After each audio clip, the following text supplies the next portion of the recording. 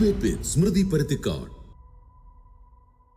ഛത്തീസ്ഗഡ് സർക്കാരിനെ വെള്ളപൂശി ബി.ജെ.പി സംസ്ഥാന സെക്രട്ടറി അനൂപ് ആന്റണി കോടതി മുറ്റത്തുനിന്ന് പറഞ്ഞത് ജാമ്യാപേക്ഷയെ സർക്കാർ എതിർത്തിട്ടേ ഇല്ല എന്നാണ്. എന്നാൽ ഉത്തരവ് പുറത്തു വന്നപ്പോൾ അതിൽ വലുതായി എഴുതി വെച്ചിരിക്കുന്നു സർക്കാരിന്റെ മനസ്സിലിരിപ്പും പ്രോസിക്യൂഷന്റെ വാദവും. മതപരിവർത്തനവും മനുഷ്യക്കടത്തും വിദ്വേഷം വമിക്കുന്നതിനുള്ള കെട്ടുകഥയാണെന്ന് പച്ചവെള്ളം പോലെ തെളിഞ്ഞിട്ടും കണ്ണടയ്ക്കുകയാണ്, ചെവി പൊത്തുകയാണ് ഛത്തീസ്ഗഡ് സർക്കാർ. നാടകം കളിക്കുകയാണ് കേരളത്തിലെ ബി.ജെ.പി. കേരള സ്റ്റോറി എന്ന വിദ്വേഷ പ്രചാരണത്തിന് സ്ക്രീൻ ഒരുക്കി പ്രദർശനം നടത്തിയവർ, കേക്കിൽ മധുരം തിരഞ്ഞവർ, കിരീടത്തിൽ തിളക്കം കണ്ടവർ, മൗനത്തിന്റെ ഭാഷയിൽ സംഘപരിവാറിന് വെള്ളവും വളവും നൽകിയവർ, അവരെല്ലാം ഇപ്പോൾ തിരിച്ചറിയുന്നു ആ കൂട്ട് നല്ലതല്ല എന്ന്. കൂട്ടുവെട്ടിയോ എന്നതാണ് ചോദ്യം.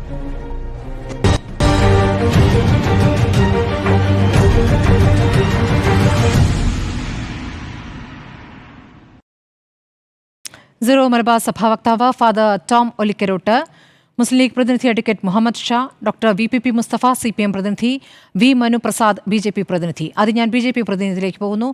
മനു, ഇന്ന് അനൂപ് ആന്റണി ബി.ജെ.പി. സംസ്ഥാന സെക്രട്ടറി ഛത്തീസ്ഗഡിൽ പോയിരുന്നല്ലോ. അപ്പോൾ അവിടെ നിന്ന് അദ്ദേഹം ആദ്യം പ്രതികരിച്ചത് പ്രോസിക്യൂഷൻ ഈ ജാമ്യാപേക്ഷയെ എതിർത്തിട്ടില്ല എന്നാണ്. പക്ഷേ പ്രോസിക്യൂഷൻ ജാമ്യാപേക്ഷയെ ശക്തമായി എതിർത്തതിന്റെ തെളിവുകളാണ് ഇപ്പോൾ പുറത്തേക്ക് വരുന്നത്. നിങ്ങളുടെ യഥാർത്ഥത്തിലുള്ള നിലപാട് എന്താണ്? രണ്ടു തരം പ്രതികരണങ്ങൾ വരുമ്പോൾ ബി.ജെ.പിയുടെ യഥാർത്ഥത്തിലുള്ള നിലപാട് എന്താണ്? ഈ കന്യാസ്ത്രീകൾ മനുഷ്യക്കടത്ത് നടത്തിയോ? ഈ കന്യാസ്ത്രീകൾ മതപരിവർത്തനത്തിനാണോ അവരെ കൊണ്ടുപോയത്?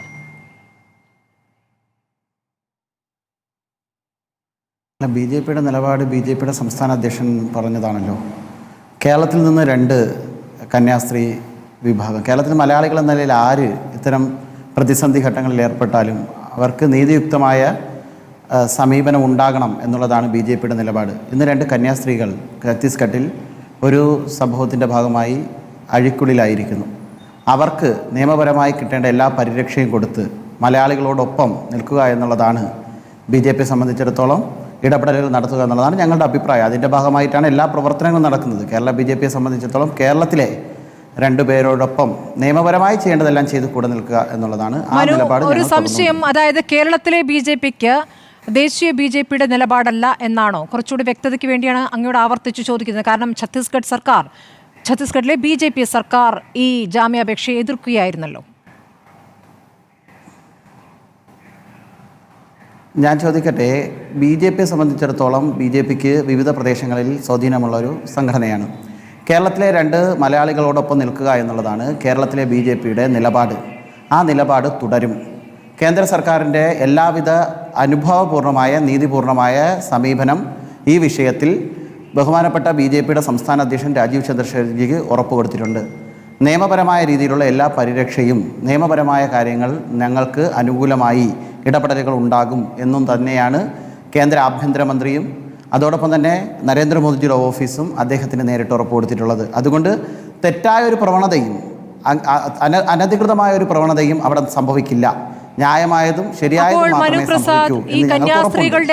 അതിനു വേണ്ടിയിട്ട് ഞങ്ങൾ നിയമപരമായ പോരാട്ടം നടക്കും. മനുപ്രസാദ്, ഈ കന്യാസ്ത്രീകളുടെ അറസ്റ്റ്, ഇന്ന് രാവിലെ അവിടെ ആക്രോശിച്ചെത്തിയ ബജ്രംഗ് ദൾ പ്രവർത്തകർ, ജാമ്യം ഒരു തരത്തിലും നൽകരുത് അവിടെ ഒന്ന് ഭീഷണിപ്പെടുത്തിയവർ, അതിനുശേഷം ജാമ്യം കിട്ടാതിരുന്നുള്ള ഉത്തരവ് വന്ന ശേഷം അവിടെ നടത്തിയ ആഹ്ലാദ പ്രകടനം, ഭീഷണി പ്രകടനം, ഇതൊക്കെ എന്താണ്? ഇതൊക്കെ ആര് നടത്തുന്നതാണ്? ബജ്രംഗ് ദൾ നിങ്ങളുടെ ഭാഗമല്ല എന്നാണോ? അങ്ങനെയാണെങ്കിൽ ബജ്രംഗ് ദൾ തെറ്റാണ് ചെയ്തത് എന്നും ഞങ്ങളുടെ നിലപാടാണ് ആകെ ബി.ജെ.പിയുടെ നിലപാട് എന്നും നിങ്ങൾക്ക് ഉറപ്പിക്കാനാകണം. അങ്ങനെയല്ലല്ലോ. ഛത്തീസ്ഗഡ് സർക്കാരും ഈ ബജ്രംഗ് ദളും എല്ലാം ഒരുമിച്ചാണ് പ്രവർത്തിക്കുന്നത്.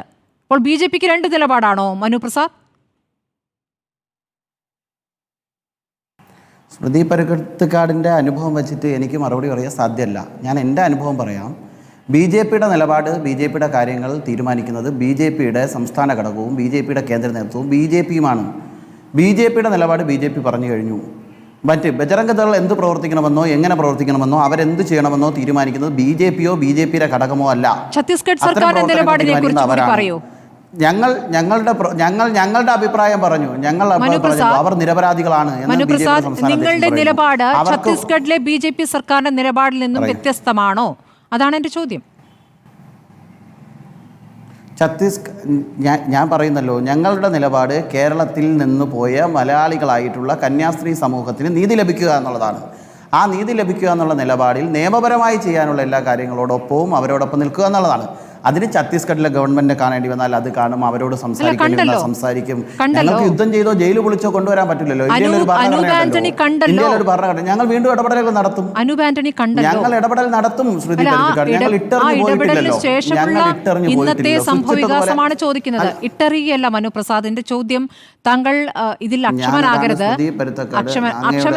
മനുപ്രസാദ്, ഞാൻ അക്ഷമനല്ല, ആകാൻ ശ്രമിപ്പിക്കുന്നു അല്ലേ? നിങ്ങൾ ശ്രമിക്കുകയാണ്. നിങ്ങൾ സമാധാനമായി ചോദിക്കൂ. ശരി, സമാധാനമായിട്ടാണ് ചോദിക്കുന്നത്. ഇവിടെ സമാധാനമായിട്ടാണ് എനിക്ക് മറുപടിയും വേണ്ടത് മനുപ്രസാദ്. അതായത് ഇന്നിപ്പോൾ ജാമ്യാപേക്ഷയെ എതിർക്കുകയാണല്ലോ. മാത്രമല്ല സെഷൻസ് കോടതി പറയുന്നു ഇവിടേക്കല്ല ഇത് കൊണ്ടുവരേണ്ടത്, തൊടുന്നില്ല സെഷൻസ് കോടതി. എങ്ങോട്ടാണ് പോകുന്നത്? NIA കോടതിയിലേക്കാണ് പോകേണ്ടത്. എന്തുകൊണ്ടാണ് NIA കോടതിയിലേക്ക് പോകേണ്ടി വരുന്നത്? മനുഷ്യക്കടത്ത് എന്ന ഗുരുതരമായ ആരോപണമാണ് ആ എഫ്ഐആറിൽ എഴുതി വെച്ചിരിക്കുന്നത്. ഞങ്ങളെ ആരും തട്ടിക്കൊണ്ടു പോയിട്ടില്ല എന്ന് ആ പെൺകുട്ടികൾ തന്നെ പറഞ്ഞിട്ടും, പ്രായപൂർത്തിയായ പെൺകുട്ടികൾ പറഞ്ഞിട്ടും, ഒരാവശ്യവുമില്ലാത്ത ആ കുടുംബത്തിൻ്റെ സമ്മതപത്രം എന്ന രേഖയുണ്ടായിട്ടും ഈ തരത്തിൽ മനുഷ്യക്കടത്ത് എന്ന് എഴുതി വെക്കുന്നു. അപ്പോൾ ആ മനുഷ്യക്കടത്ത് എന്ന ഗുരുതരമായ ആരോപണം വെച്ച് NIA കോടതിയിലേക്കാണ് വിടുന്നത്. എന്താണ് സ്റ്റാൻ സ്വാമിക്ക് അനുഭവം ഉണ്ടായത്? അതിലേക്ക് നടന്നു നീങ്ങുകയാണ് സിസ്റ്റേഴ്സും. ആശങ്കയുണ്ട്, കൂടുതൽ ഗുരുതരമാക്കുകയാണ് വകുപ്പ്. അതിൽ നിങ്ങൾക്കെതിരെ അഭിപ്രായമുണ്ടോ മനുപ്രസാദ്? അല്ല, ഞാൻ നിങ്ങളോടൊരു കാര്യം പറയാം. നിങ്ങൾ പ്രതീക്ഷിക്കുന്ന ഒന്നുണ്ട്. ദീർഘകാലമായി അവരകത്തു കിടന്ന് കേരളത്തിൽ BJPക്കെതിരായിട്ട് ഒരു സമീപനമെടുത്ത് ക്രിസ്ത്യൻ സമൂഹത്തെ BJPയോട് നിന്ന് അകറ്റി നിർത്താൻ ഇതൊരു ഉപയോഗമാക്കാം, അത് ഞങ്ങൾക്ക് വോട്ട് ബാങ്ക് ആക്കാം എന്ന് കോൺഗ്രസിന്റെയും കമ്മ്യൂണിസ്റ്റിനോടൊപ്പം സ്മൃതി പരുത്തക്കേട് അങ്ങയുടെയും ഞങ്ങൾക്ക് പറയാനുള്ളത്. ഞങ്ങളുടെ നിലപാട് പറഞ്ഞു. അവരോടൊപ്പം ഉണ്ടാകും, നീതിപൂർവമായ തീരുമാനം ഉണ്ടാവും. ബാക്കി കാര്യങ്ങളെല്ലാം പലതവണ ചർച്ച, പ്ലീസ് ദയവ് ചെയ്ത് കേൾക്കും, ബാക്കി കാര്യങ്ങളെല്ലാം പലതവണ ചർച്ച ചെയ്തതാണ്, ഞങ്ങൾ അവതരിപ്പിച്ചതാണ്. നിയമപരമായിട്ടുള്ള കാര്യങ്ങൾ, ഭരണഘടനാപരമായിട്ടുള്ള കാര്യങ്ങൾ ചെയ്യുന്നതാണ്. അങ്ങനെ ഒരു സ്റ്റേറ്റ്മെന്റ് വന്നു, സ്വാഭാവികമായിട്ടും ആ സ്റ്റേറ്റ്മെന്റ് ഉണ്ടെങ്കിൽ NIA കോടതിയിലേക്കാണ് പോവേണ്ടത്. 2010 അമെൻമെന്റ് വന്നു. അങ്ങനെയുള്ള കാര്യങ്ങൾ പറയാൻ നിങ്ങൾ അനുവദിക്കില്ല എന്നും അതല്ല നിങ്ങൾ ആഗ്രഹിക്കുന്നതെന്നും എനിക്കറിയാം. അതുകൊണ്ടാണ് ഞാൻ ആദ്യമേ പറഞ്ഞത്, ഈ രണ്ടുപേർക്ക് നീതി കിട്ടുന്നത് വരെയുള്ള ഇടപെടലുകളിൽ BJP ഉണ്ടാകും. അത് ഇവർക്കെന്ന് മാത്രമല്ല, കേരളത്തിലെ ഞങ്ങൾ ഇതിനു മുമ്പ് ഉണ്ടായിരുന്നല്ലോ. ഞങ്ങൾ പാലാ ബിഷപ്പിന് നേരെ അതിക്രമം ഉണ്ടായപ്പോൾ ഞങ്ങൾ ഉണ്ടായിരുന്നു. പാലാ ബിഷപ്പിന് നേരെ അതിക്രമം ഉണ്ടായപ്പോൾ ഞങ്ങൾ ഉണ്ടായിരുന്നു. അതുപോലെ തന്നെ ക്രിസ്ത്യൻ കരോളിന് നേരെ ആക്രമണം ഉണ്ടായപ്പോൾ ഞങ്ങൾ ഉണ്ടായിരുന്നു. പാലസ്തീനിൽ നിന്ന് ഹമാസിന്റെ ആക്രമണം ഏറ്റിട്ട് മരണപ്പെട്ട് തിരിച്ചു വന്ന ഒരു ക്രിസ്ത്യൻ സമൂഹത്തിൽ ഒരു പെൺകുട്ടിയുടെ മരണം, അത് പാലസ്തീനല്ല, ഹമാസിനെ അനുകൂലിക്കുമ്പോൾ അതിനെ എതിർക്കാൻ ഞങ്ങൾ ഉണ്ടായിരുന്നു. ഇന്ത്യയിലും ലോകത്തെവിടെയും മലയാളി സമൂഹം നേരിടുന്ന ജാതി മത വ്യത്യാസങ്ങൾക്കപ്പുറമായി അവർ നേരിടുന്ന പ്രശ്നങ്ങളിൽ BJPയുടെ ശക്തമായ ഇടപെടലും കരുതലും സമീപനവും ഉണ്ടാകും.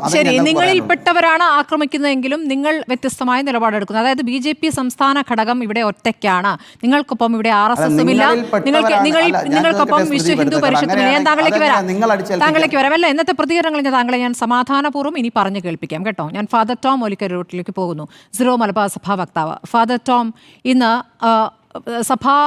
വിവിധ സഭാ സമൂഹങ്ങൾ ഒരുമിച്ചാണ് വായമൂടിക്കെട്ടിയൊരു പ്രതിഷേധത്തിലേക്ക് നീങ്ങിയത്. സാധാരണഗതിയിൽ വളരെ കുറച്ചു മാത്രം പ്രതികരിക്കാനുള്ള ക്ലിമിസ് ബാവയുടെ ഇന്നത്തെ പ്രതികരണം കടുത്തതായിരുന്നു. നീതി ലഭിക്കുന്നത് വരെ ഇനി ചങ്ങാത്തം വേണ്ട എന്നും നീതി ലഭിച്ചിട്ട് മതി ചായ കുടിയെന്നും വളരെ വ്യക്തമായി പറയുകയാണ്. അപ്പോൾ നിങ്ങൾ ഒരു ചങ്ങാത്തത്തിലായിരുന്നു, ആ ചങ്ങാത്തം തെറ്റായി എന്ന ഒരു ബോധ്യത്തിലേക്ക് നിങ്ങൾ എത്തുന്നു എന്നാണോ ആ വാചകങ്ങളിൽ നിന്ന് മനസ്സിലാക്കേണ്ടത്?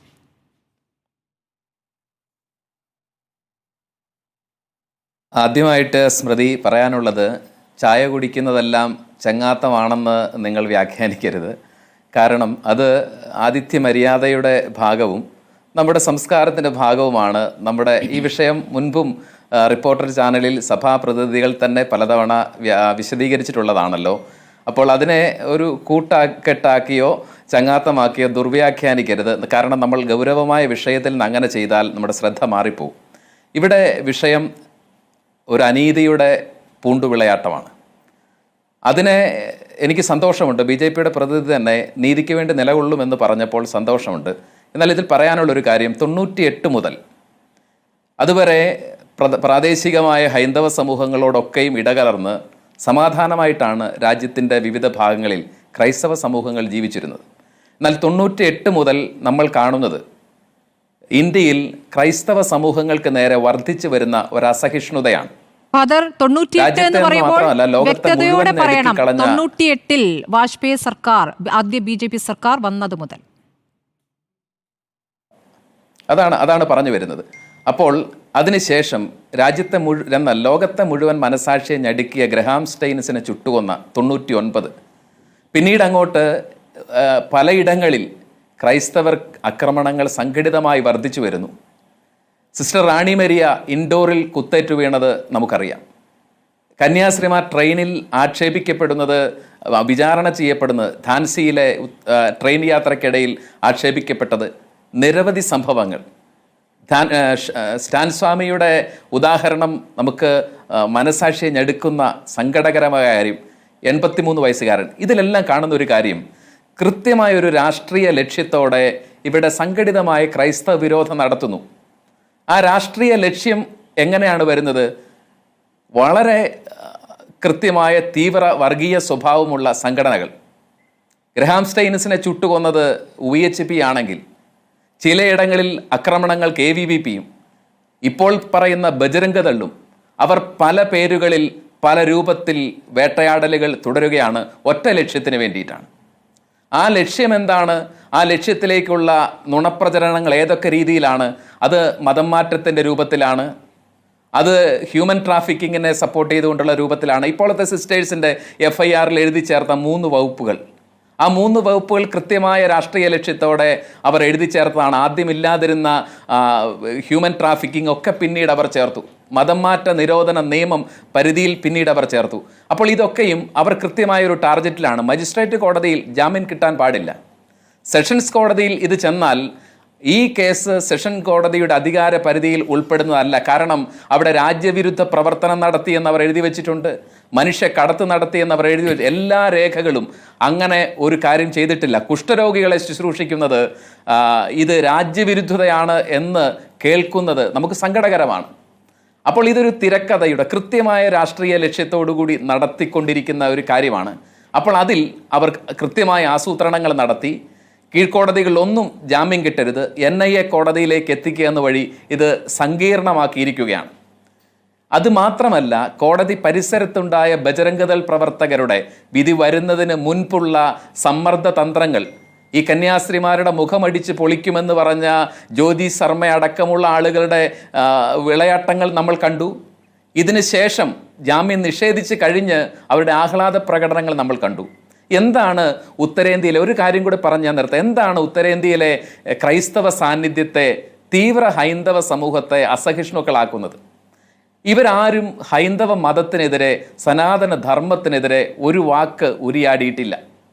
ക്രൈസ്തവ മിഷണറി, പ്രത്യേകിച്ച് കത്തോലിക്ക സഭയിലെ സമർപ്പിതർ, അവർ ഒരു വാക്ക് ഇങ്ങനെയുള്ള കാര്യങ്ങൾക്കെതിരെ ഉരുവാടിയിട്ടില്ല.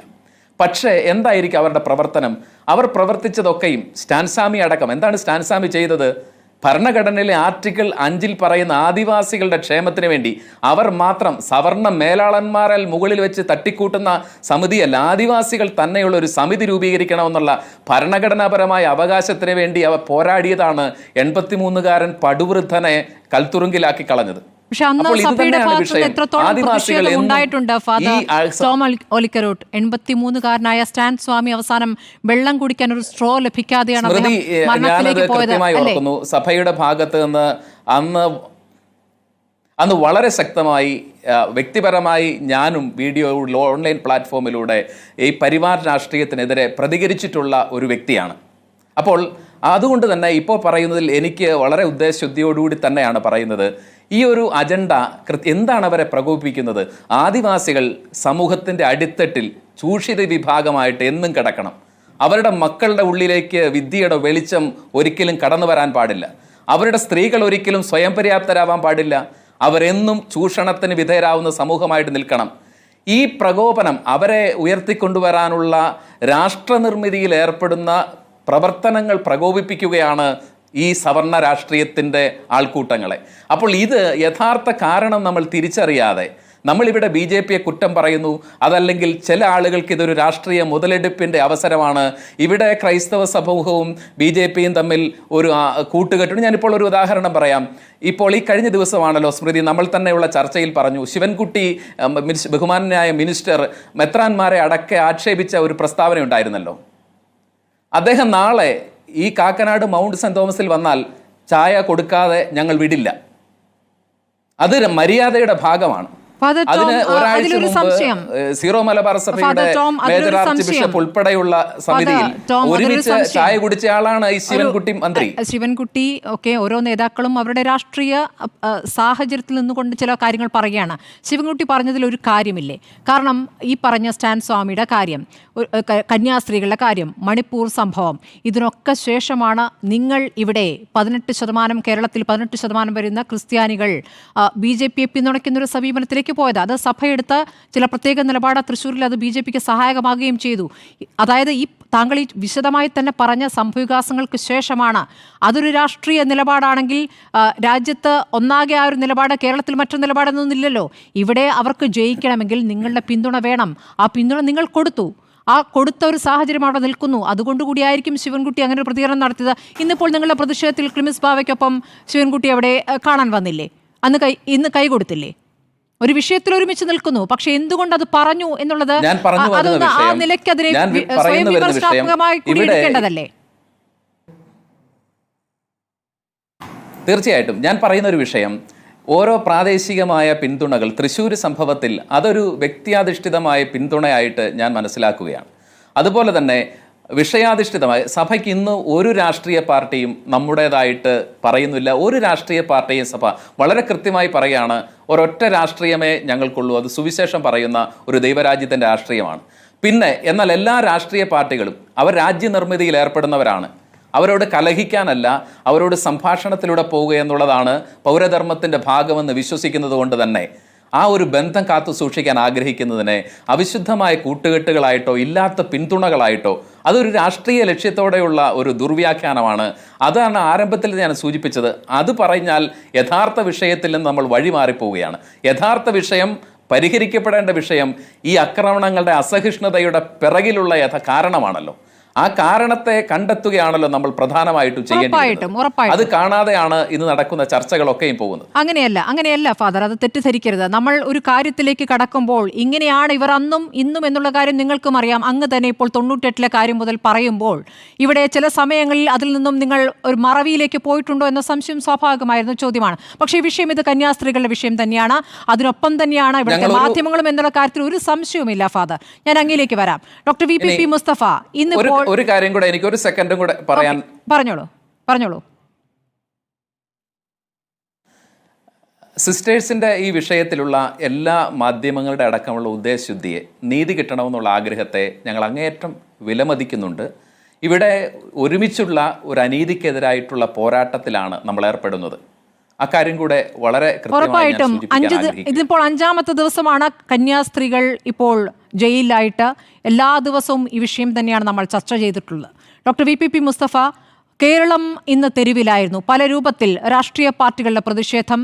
ഇന്ന് CPM നേതാക്കളടക്കമുള്ളവർ അവിടെ ദുർഗിൽ ജയിലിന് അകത്തേക്ക് പോയി കന്യാസ്ത്രീകളെ കണ്ടു. വിതുമ്പിക്കൊണ്ടാണ് വൃന്ദ കാരാട്ട്, ആനി രാജ പ്രതികരിച്ചത്. അവരുടെ അവസ്ഥ, അവർ വെറും നിലത്താണ് കിടക്കുന്നത്, അവർക്ക് ആരോഗ്യ പ്രശ്നങ്ങളുണ്ട്. അവർ എങ്ങനെ നിസ്വാർത്ഥരായി പാവങ്ങൾക്കിടയിൽ, കുഷ്ഠരോഗികൾക്കിടയിൽ പ്രവർത്തിക്കുന്ന കന്യാസ്ത്രീകൾക്ക് ഇങ്ങനെയൊരു ദുർഗതി ഉണ്ടായതിനെക്കുറിച്ചാണ് ഇന്ന് വളരെ വ്യക്തമായി തന്നെ ഈ 2 നേതാക്കളും പ്രതികരിച്ച്. അവരെ കൂടാതെ മുഴുവൻ നേതാക്കളും അവിടെ ഇടത് നേതാക്കൾ ഉണ്ടായിരുന്നു. ഇന്നിപ്പോൾ തലസ്ഥാനത്ത് കോൺഗ്രസിൻ്റെ വലിയ പ്രതിഷേധം അവിടെ നടക്കുന്നു. പാർലമെന്റിൽ അകത്തും പുറത്തും പ്രതിഷേധം നടക്കുന്നു. പക്ഷേ എന്താണ് ആത്യന്തികമായി സംഭവിക്കുന്നത്? ഇതിനെ എങ്ങനെ തടയാനാകും? നിയമപരമായി മുന്നോട്ട് പോകാന്ന് പറയുമ്പോൾ ഇനിയിപ്പോൾ കേസ് കൂടുതൽ ഗൗരവത്തിൽ, കൂടുതൽ അപകടമായ വിധത്തിൽ പോവുകയാണ്. സ്റ്റാൻ സ്വാമിയുടെ അനുഭവത്തിലേക്കാണോ ഈ കന്യാസ്ത്രീകളും പോകുന്നത്?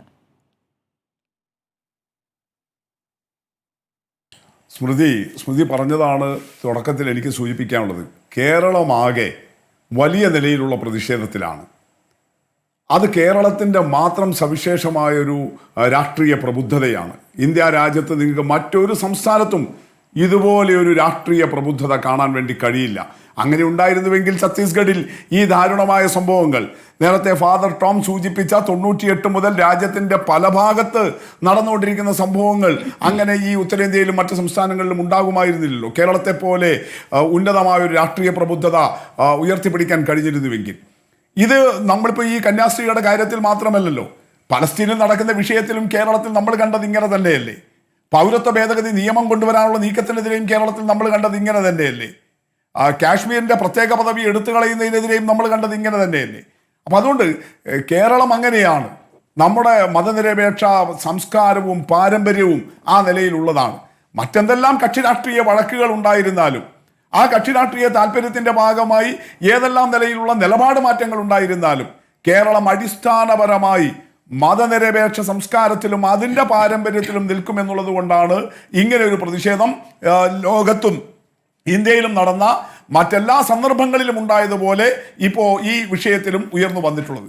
പക്ഷെ ഇവിടെ BJP പ്രതിനിധി കൗതുകപൂർവ്വം പറയുകയാണ്, ഈ ഭരണഘടന അനുസരിച്ച് ഞങ്ങൾ ഈ സ്ത്രീകൾക്ക് വേണ്ടി, ഈ കന്യാസ്ത്രീകൾക്ക് വേണ്ടി നിലകൊള്ളും, ഞങ്ങൾ ഇനിയും അവർക്ക് വേണ്ടി നിലകൊള്ളും. നിങ്ങൾ ആർക്ക് വേണ്ടി നിലകൊള്ളാൻ? ഭാരതീയ ജനതാ പാർട്ടി ഓഫ് കേരള എന്ന് പറഞ്ഞിട്ട് പ്രത്യേകം പാർട്ടിയില്ലല്ലോ. നിങ്ങൾ BJPയുടെ കേരള ഘടകമായാലും BJPയുടെ കേന്ദ്ര ഘടകമായാലും ഛത്തീസ്ഗഡിലെ ഘടകമായാലും ബജ്രംഗദളായാലും വിശ്വ ഹിന്ദു പരിഷത്തായാലും ഹിന്ദു ഐക്യവേദി ആയാലും ABVP ആയാലും എല്ലാം RSS അല്ലേ? RSSന്റെ നാനാവിധത്തിലുള്ള കൈവഴികളല്ലേ ഈ പല പേരുകളിലുള്ള സംഘടനകൾ. എന്നിട്ട് ഇവിടെ വന്നിട്ട് BJP ഓഫ് കേരളക്ക് ബജ്രംഗദളിനെ അറിയില്ല എന്ന് പറഞ്ഞാൽ നിങ്ങൾക്കത് കിണറ്റിലെ തവളകളോട് പറയാം. പക്ഷെ കഴിഞ്ഞ 19 വർഷമായി രാജ്യത്ത് RSSന്റെ പ്രവർത്തനങ്ങൾ നോക്കിക്കാണുന്നവർക്ക് അറിയാമല്ലോ, ഇതെല്ലാം RSSന്റേതാണ്. ചിന്തൻ ബൈഠക്കിൽ ഇതിന്റെ എല്ലാം പ്രതിനിധികൾ ഒരുമിച്ച് ഇരുന്നിട്ടാണ് രാജ്യത്ത് എങ്ങനെയാണ് RSS ലക്ഷ്യമിടുന്ന മതരാഷ്ട്രത്തിലേക്ക് കാര്യങ്ങൾ നീക്കുന്നത്. ഇതെല്ലാം സുവ്യക്തമായിട്ടുള്ള സംഗതിയല്ലേ? ഇതിലെന്താ പുതുമയുള്ളത്? അതുകൊണ്ടല്ലേ ഇവിടെ ഫാദർ ടോം പറഞ്ഞത് ഈ 2025 ഈ കഴിഞ്ഞ ദിവസം ഛത്തീസ്ഗഡിലെ ദുർഗിലെ റെയിൽവേ പോലീസുകാർക്ക് അബദ്ധത്തിൽ സംഭവിച്ച ഒരു സംഗതിയല്ലല്ലോ കന്യാസ്ത്രീകളുടെ ഈ അറസ്റ്റും അവരുടെ ജയിൽവാസവും എന്ന് പറയുന്നത്. ഇതെല്ലാം കഴിഞ്ഞ 100 വർഷമായി രാജ്യത്ത് നടന്നുകൊണ്ടിരിക്കുന്നതല്ലേ? RSS രൂപീകൃതമായ കാലം തൊട്ട് ഇതാണ് അവരുടെ ഐഡിയോളജി. എന്തുകൊണ്ടാണ് ഈ ക്രിസ്ത്യാനികൾ ശത്രുക്കളാണ് എന്ന് ഇപ്പൊ പറഞ്ഞു വെക്കുന്നതാണോ? ബെഞ്ച് ഓഫ് തോട്ട്സിൽ എന്താ പറഞ്ഞു വെച്ചിരിക്കുന്നത്? ഗുരുജി ഗോൾവാക്കറുടേതല്ലേ രചന? അതിന്റെ മലയാളം പരിഭാഷയില്ലേ വിചാരധാര? നിങ്ങളുടെ കുരുക്ഷേത്ര പബ്ലിക്കേഷൻസ് അല്ലേ പ്രസിദ്ധീകരിച്ചിരിക്കുന്നത്? നിങ്ങൾ ആരെയെ ആഭ്യന്തര ശത്രുക്കളായിട്ട് പ്രഖ്യാപിച്ചിട്ടുള്ളത്? പാകിസ്ഥാനികളെയാണോ? പാകിസ്ഥാൻ ഇങ്ങോട്ട് വരുന്ന ഭീകരവാദികളെയാണോ? അല്ലെങ്കിൽ മറ്റേതെങ്കിലും വിഭാഗത്തെയാണോ? നിങ്ങൾ ആഭ്യന്തര ശത്രുക്കളായി പ്രഖ്യാപിച്ചിരിക്കുന്നത് ഇന്ത്യൻ ഭരണഘടനയിൽ വിശ്വസിച്ച് ഇവിടെ ജനിച്ചു വളർന്ന് ഇവിടുത്തെ പൗരന്മാരായി തലമുറ ജീവിച്ചു വരുന്ന ഇവിടുത്തെ ക്രിസ്ത്യാനികളെയും മുസ്ലിങ്ങളെയും കമ്മ്യൂണിസ്റ്റുകാരെയും ആഭ്യന്തര ശത്രുക്കളായിട്ട് നിങ്ങൾ അന്ന് 40കളിൽ എഴുതി വെച്ചിട്ടുള്ളതല്ലേ? ആ പുസ്തകമല്ലേ, ആ വേദമല്ലേ നിങ്ങൾ പ്രചരിപ്പിക്കുന്നത്? അല്ലാതെ ഇവിടുത്തെ ഹിന്ദു വിശ്വാസികളുടെ പുരാണമോ വേദമോ അല്ലല്ലോ. RSS പ്രചരിപ്പിക്കുന്ന വേദം അതിനടിസ്ഥാനപ്പെടുത്തിയിട്ടല്ലേ ഈ വിദ്വേഷത്തിന്റെ പൊളിറ്റിക്സ് ഉണ്ടായിത്തീർന്നിരിക്കുന്നത്. നിങ്ങൾക്ക് അധികാരം കൂടി കിട്ടിയപ്പോൾ, രാജ്യത്തിന്റെ അധികാരം കൂടി കിട്ടിയപ്പോൾ നിങ്ങൾ അത് ഏറ്റവും നൃശംസമായ വിധത്തിൽ നടപ്പിലാക്കുകയാണ്. അതിന്റെ പരിശ്രമങ്ങൾ ഇവിടെ ഞങ്ങൾ കരോൾ സംഘത്തെ സംരക്ഷിച്ചില്ലേ? ഇവിടെ എത്ര കരോൾ സംഘത്തെ നിങ്ങൾ ആക്രമിച്ചിട്ടുണ്ട്? ഇടുക്കിയിലും കോട്ടയത്തും അതുപോലെ ആലപ്പുഴയിലുമെല്ലാം ഈ സമീപ നാളുകളിൽ പോലും, കഴിഞ്ഞ ഈസ്റ്ററിന്റെ അല്ലെങ്കിൽ ക്രിസ്മസിന്റെ നാളുകളിൽ പോലും ഉണ്ടായ സംഗതികൾ. ഇനി ഇപ്പോ 2 മലയാളി കന്യാസ്ത്രീകൾ അവരങ്ങ് ഛത്തീസ്ഗഡിൽ പെട്ടുപോയി. അതുകൊണ്ട് കേരളത്തിലെ BJP സഹിക്കും. ഈ 2 സ്മൃതി, ഇവർ 2 പേര് മാത്രമാണോ മലയാളികൾ പിന്നെ മതവിശ്വാസത്തിന്റെ ഭാഗമായിട്ട് രാജ്യത്തിന്റെ പലഭാഗത്ത് ജീവിക്കുന്ന മലയാളി കന്യാസ്ത്രീകളോ മലയാളി ക്രിസ്ത്യൻ പുരോഹിതരോ ആക്രമിക്കപ്പെട്ടത്? ഞാൻ ഏറ്റവും ഒടുവിലത്തെ സംഭവം പറയാം. 98ഉം 2000 ഒക്കെയാണ് പറഞ്ഞതെങ്കിൽ ഈ ഏപ്രിൽ 1 2025 ഏപ്രിൽ 1 മധ്യപ്രദേശിൽ, അവിടെയും BJP ഭരിക്കുന്നത്, ജബൽപൂരിൽ പോലീസുകാർ നോക്കി നിൽക്കുകയാണ് 2 കത്തോലിക്ക പുരോഹിതർ. ഫാദർ ജബൽപൂരിലെ വികാരി ജനറൽ ഫാദർ ഡേവിസ് ജോർജ്, അതുപോലെ ഫാദർ T ജോർജ്, അവരെ ജയ് ശ്രീറാം വിളിച്ചെത്തി അതിഭീകരമായി മർദ്ദിച്ചു. അവർക്ക് ചികിത്സ പോലും അവിടെ കിട്ടിയില്ല സ്മൃതി. അവരെ കേരളത്തിൽ കൊണ്ടുവന്നിട്ടില്ലേ ചികിത്സിച്ചത് 2-3 മാസം. ഇപ്പൊ ഈ കഴിഞ്ഞ ഏപ്രിൽ 1-ാം തീയതി, ഇനി ഏപ്രിൽ 5-ാം തീയതി ഒറീസയിൽ BJP ആണ് അവിടെയും ഭരിക്കുന്നത്. അവിടെ ബർഹാംപൂരിലെ ജൂബ ഇടവകയിൽ അവിടെ വികാരിയായിട്ടുള്ള മലയാളി ഫാദർ ജോഷി ജോർജ്, എത്ര ഭീകരമായിട്ടാണ് അദ്ദേഹത്തിന്റെ ഒറീസക്കാരനായിട്ടുള്ള സഹവികാരി ഫാദർ ദയാനന്ദ് നായിക്കിനോടൊപ്പം ആക്രമിക്കപ്പെട്ടത്. നിങ്ങൾ നോക്കി, ഇവിടെ ഈ ഒറീസയിൽ ഫാദർ ജോഷിയോടൊപ്പം ആക്രമിക്കപ്പെട്ട സഹവികാരിയുടെ പേര് ഫാദർ ദയാനന്ദ് നായിക് എന്നാണ്. ഇവിടെ ഈ കന്യാസ്ത്രീകളുടെ കൂടെ ഉണ്ടായിരുന്ന സഹോദരിമാരെ കുറിച്ചിട്ട്, പെൺകുട്ടികളെ കുറിച്ചിട്ട് ഇവർ പറയുന്നത് എന്താ? അവരുടെ ID കാർഡിൽ ഹിന്ദു പേരുകളാണ് ഉണ്ടായിരുന്നത്. ഈ പേരുകൾ അത്തരം പ്രദേശങ്ങളിൽ ക്രിസ്തുമത വിശ്വാസികളും കൂടി ഉപയോഗപ്പെടുത്തുന്നില്ലേ? ഇപ്പോൾ സ്മൃതിയെ പോലുള്ളവർക്ക് ഓർമ്മയുണ്ടാവുമല്ലോ, നമ്മുടെ ആന്ധ്രാപ്രദേശിലെ മുഖ്യമന്ത്രിയായിരുന്നു രാജശേഖര റെഡ്ഡി, YS രാജശേഖര റെഡ്ഡി, കോൺഗ്രസിന്റെ നേതാവായിരുന്നു. ഒരു വിമാന അപകടത്തിലാണ് അദ്ദേഹം മരിച്ചുപോയത്. അദ്ദേഹം ക്രിസ്തുമത വിശ്വാസിയായിരുന്നു. അദ്ദേഹത്തിന്റെ ശവസംസ്കാരം നടന്ന വാർത്തകൾ പത്രത്തിൽ വന്നപ്പോഴാണ് ഞങ്ങളെപ്പോലുള്ളവർ അത് മനസ്സിലാക്കിയത്. രാജശേഖര റെഡ്ഡി എന്നുള്ള പേര് കേട്ടാൽ നമ്മളും ധരിക്കുക ഹിന്ദു വിശ്വാസി എന്നാ. പക്ഷെ അദ്ദേഹത്തെ ക്രിസ്തുമതാചാര പ്രകാരമാണ് YS രാജശേഖര റെഡ്ഡി എന്ന് പറയുന്ന കോൺഗ്രസ് നേതാവായിരുന്ന ആന്ധ്രയുടെ മുഖ്യമന്ത്രിയായിരുന്നയാളെ സംസ്കരിച്ചത്. ഇപ്പോൾ തമിഴിലെ നടൻ വിജയ്ക്കെതിരെ ഇവരുടെ വിദ്വേഷം ഉണ്ടായില്ലേ? ഒരു സിനിമയിൽ കേന്ദ്ര സർക്കാരിനെ വിമർശിക്കുന്ന 2 ഡയലോഗ് വന്നതിന്റെ പേരിൽ ഇവൻ വെറും വിജയ് അല്ല, ഇവൻ ജോസഫാണ് എന്ന് പറഞ്ഞിട്ട് വിജയ്ക്കെതിരെ തമിഴ്നാട്ടിലെ BJP-ക്കാർ വിദ്വേഷം ഇളക്കിയത് കാണില്ലേ? അധികം അങ്ങോട്ടൊന്നും പോകേണ്ടതില്ല. നമുക്ക് ഗോവിന്ദച്ചാമിയെ വിളിച്ച പേര് നോക്കിയാൽ മതിയെന്നേ. Charlie Thomas. നമുക്ക് ഞാൻ വരാം. ശ്രീ VP മുസ്തഫ. അഡ്വക്കേറ്റ് മുഹമ്മദ് ഷാ, താങ്കളിൽ നിന്നുള്ള പ്രതികരണം എനിക്ക് പ്രതിപക്ഷത്തെ ഒരു നേതാവിൻ്റെ പ്രതികരണം എന്നതിലപ്പുറം നിയമവിദഗ്ധൻ എന്ന നിലയ്ക്കാണ് വേണ്ടത്. ഏത് തരത്തിലാണ് ഇത് ഈ മാവോയിസ്റ്റ് മേഖലയിൽ നിന്ന് അവിടെ ജോലി ചെയ്യുന്ന, അവിടെ പാവങ്ങൾക്കിടയിൽ പ്രവർത്തിക്കുന്ന കന്യാസ്ത്രീകളെ ബാധിക്കാൻ പോകുന്നത്? കേസ് ഏത് രൂപത്തിലേക്ക് മാറുന്നു? അങ്ങയുടെ പ്രതികരണം പ്രതീക്ഷിക്കുകയാണ് ഇടവേളയ്ക്ക് ശേഷം. അഡ്വക്കേറ്റ് മുഹമ്മദ് ഷാ, ഈ കേസ് കൂടുതൽ സങ്കീർണമാകുന്നതിലേക്കാണോ കാര്യങ്ങൾ എത്തുന്നത്? NIA കോടതിയിലേക്ക് പോകണമെന്ന് പറയുന്നു. NIA കോടതിയിലേക്ക് ഈ കേസ് പോകുന്നു എന്ന് പറയുന്നതിൻ്റെ ബേസിക് റീസൺ ഈ പുതിയ BNS-ലെ സെക്ഷൻ 143 പ്രകാരം ഹ്യൂമൻ ട്രാഫിക്കിങ് ഇതിനകത്ത് ഒഫൻസായിട്ട് ആഡ് ചെയ്തു എന്നതുകൊണ്ട് തന്നെയാണ്. 2019 മുൻപ് പഴയ ഇന്ത്യൻ പീനൽ കോഡ് ഉണ്ടായിരുന്നപ്പോൾ ഇതിൻ്റെ പാരലൽ പ്രൊവിഷൻ സെക്ഷൻ 370 ഈ ട്രാഫിക്കിങ്ങിൻ്റെ പ്രൊവിഷൻ അത് NIA ആക്ടിൻ്റെ ഷെഡ്യൂൾ ഉൾപ്പെടുത്തി.